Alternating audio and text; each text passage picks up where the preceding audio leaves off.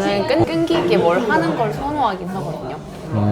사실 뭐 블로그 같은 것도 주변에서 너가 하는 거 보고 나도 좀 이렇게 협찬을 받아보고 싶다 해서 시작을 하는데 결국은 다 포기를 하더라고요. 저는 막 운동도 사실 제가 뭐 좋아해서 하는 것도 있는데 그걸 꾸준히 하면서 제가 조금이라도 성장하는 게 보이면은 거기서 또 자극받아서 더 열심히 하고 싶어 하는 게 있는데 생각보다 막 힘들다고 금방 포기하는 사람들 보면 사실 저는 이해가 안 되거든요. 아니 지금 호혜님이 이제 좀 있으면 30이죠? 아, 지금 30인가요? 30. 그런데 일단 학교는 저는 동덕여대. 동덕여대 정도 가려면 그래도 공부를 좀 해야 되는 거 아닌가요? 아 근데 저는 좀 다른 전형으로 간 거예요. 어떤 전형이요? 전 중국어 특기자 전형. 아 중국어 특기자?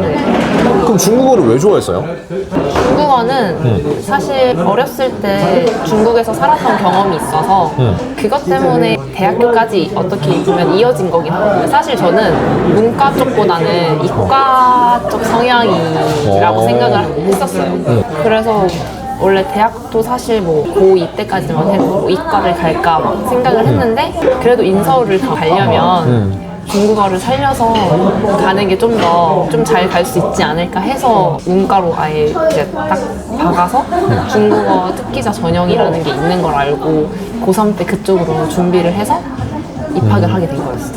그럼 그게 부모님이 어렸을 때 그쪽에서 거주를 하셨으니까 이제 그렇게 된 거잖아요. 아, 그렇죠? 사실 가족은 다 한국에 있었고 아, 저는 그 중국에 사촌 오빠랑 이제 외숙모가 계셔서 저는 혼자 간 거예요. 가족들이랑 같이 간 건 아니었고 그래서 그때 초등학교 5학년일 와, 때였었는데 대단하다. 사실 그때부터 혼자 뭘 해결하려고 하는 성향이 그때부터 좀 커진 것 같아요. 아무래도 가족들이랑 떨어져 있었고 그때는 뭐 솔직히 사촌 오빠랑 외숙모라고 해도 진짜 엄청 가까운 가족은 아니니까 그렇지. 뭐 힘들어도 혼자 해결하려고 했고 그때부터 뭐 혼자 해보고 혼자 도전해보고 그런 성향이 그때부터 생기지 않았나 싶어요. 아니 그러면 원래 동덕여대에서 중어중문학과인가요? 중어중문학과 나와서 원래는 뭘 하려고 했어요? 원래는 중국어 관련된 일을 하고 싶었어요. 그건 무슨 일인지 생각 네, 못하고 네, 그냥 나는 중국어 관련된 일을 할 거야? 중국어를 활용을 하고 싶어. 근데 첫 번째 직장이 중국어 관련된 게 아니었잖아요. 네, 저는 그냥 의료 AI 중소기업. 그러면 그때 그렇게 선택했어요? 그것도 사실 우연치 않게 들어간 직장이긴 한데 그냥 그 당시에는 사실 뭐 계약직, 파견직 이런 걸 잘 모르는 상황이었고 그치. 일단 그냥 좀 알바 느낌으로 계약직 느낌으로 들어가서 일을 하면서 내가 가고 싶은 기업이나 이런 데를 좀 찾아서 넣어보자였는데 우연치 않게 합격을 해서 들어가게 됐는데 그 일을 하면서 다른 취준을 하려니까 생각보다 잘 안 되더라고요. 그래서 또 처음에는 계약직이긴 했는데 나중에 정규직으로 전환이 돼서 그러면 여기서 일단 좀 일을 해보자. 그래서 3년 한 거죠? 네, 거의 한 3년 정도. 그러면 그때 급여가 그때 얼마였죠? 중소기업인데도 한 200 중후반 정도였어요. 그러면 중소기업 치고는 페이가 셌네요. 그렇죠. 처음에는 그냥 하자라고 했는데 나중에 되니까 현실과 좀 타협을 보면서 맞아요. 그래도 이 정도 급여면은 나쁘진 않구나. 근데 그거를 한 3년 정도 하다가 그럼 왜 퇴사를 했어요? 일단은 사실 처음부터 그 분야가 제가 생각했던 분야도 아니었고 의료랑 뭐 소프트웨어 이런 분야가 저한테 너무 생소해서 처음엔 사실 막 적응하기도 어렵긴 했는데 나중에 어찌저찌 적응을 하긴 했는데 그래도 내가 원하는 분야에서 한번 일은 해보고 싶다라는 생각이 있어서 30 되기 전, 지금은 30 됐지만 30 되기 전에 빨리 다른 분야를 가보자 해서 퇴사를 하고 도전을 한 거죠. 그래서 그때 이제 나를 만난 거예요? 네. 그래서 30 되기 전에 뭔가 도전한다는 게 사실 쉽지가 않은 건데 지금 호연님의 그 과정을 내가 알잖아요. 그러니까 이게 엄청 꾸준하잖아. 이게 뭔가 한 번 하면. 그래서 지금 중소기업도 웬만하면은 일반 사람들은 뭐 나온다고 생각하면 사실 1년 안에 나오는데 어떻게 했던 거는 거의 3년을 버텼고 지금 운동도 얼마나 했죠? 크로스핏도 이제 곧 3년 정도 하고. 크로스핏 3년. 근데 크로스핏을 제가 봤을 때는 그냥 취미처럼 하는 게 아니잖아요. 네. 하루에 몇 시간씩 하죠? 2시간에서 3시간 정도 합니다. 아니 근데 나는 정말 신기해서 그런데 하루에 2-3시간 동안 그 크로스핏 하면 진짜 막 뭐가 막 활력이 넘쳐요? 그냥? 일단은 요즘 제가 하고 있는 루틴은 그 운동 시간이 1시간 있어요. 그러니까 뭐 아예 수업 시간 1시간 있고 그걸 끝나고 나면 이제 사람들이랑 풀업 같은 보조 운동을 해요. 풀업이 보조 운동이야? 풀업이 보조 운동이라고? 몇 개요?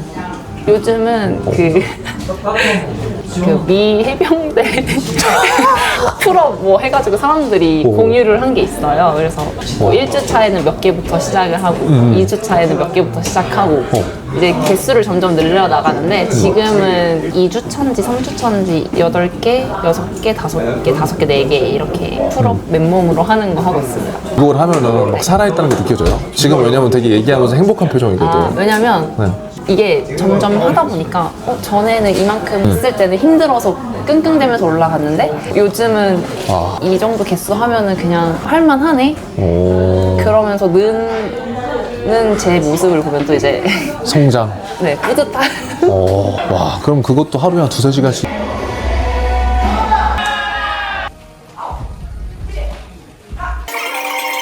이제 꾸준하게 한 거고. 그리고 블로그도 한 지 되게 오래됐잖아요. 네. 블로그 얼마 됐죠? 블로그는 8년 8년. 그럼 블로그 하면서 좋은 건 뭐예요? 블로그 하면서 처음에는 그냥 기록용으로 시작을 했는데 점점 이제 그런 정보성 글을 올렸을 때 사람들이 들어와서 그 들어오면 조회수 같은 게 보이거든요. 그 조회수가 느는 걸 보면서 좀 거기서 희열도 느끼고 내가 작성한 글이 다른 사람들이 좀 많이 들어와서 보는구나. 그러면서 또 그러면 정확한 정보를 전달을 해야겠다.